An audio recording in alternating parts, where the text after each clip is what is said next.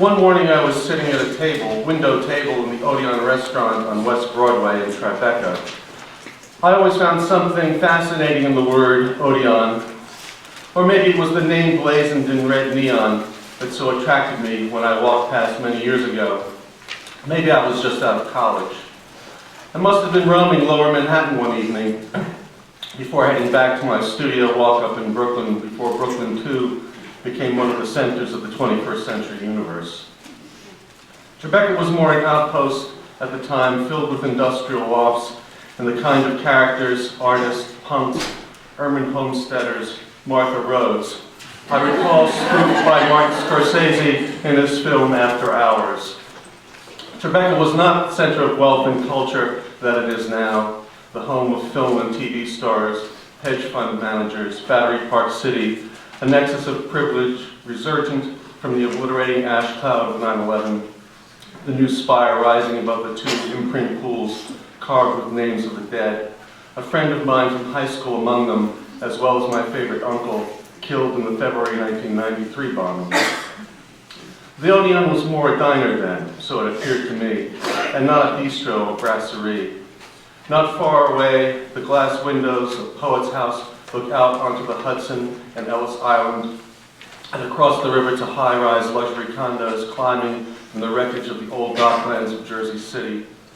It's strange to me that so currently marginal an art as poetry, compared, say, to television or film, should find one of its noteworthy repositories, one of its emblematic homes, in the center of centers of the world's economic dynamo.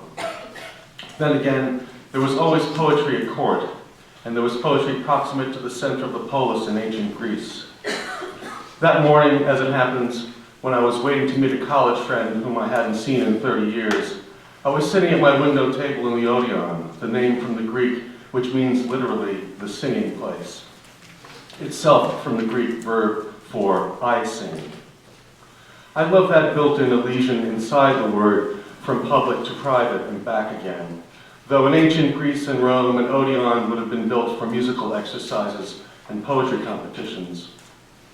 Now one finds the name used for a fleet of cinemas in England, as well as for a restaurant in Tribeca, and for who knows how many small theaters and coffee houses that might spring up anywhere. So even at the margins, the origin of poetry in the singing I affirms its ghostly demarcations in the deep registers beyond circumstance and status and state.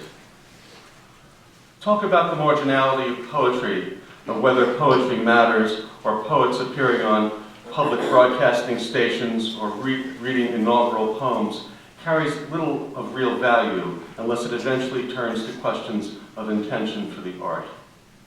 I mean, intention beyond public recognition and prevailing trends, the readiness of the audience and critical receptivity. I mean, poetry's relation to some vision of reality,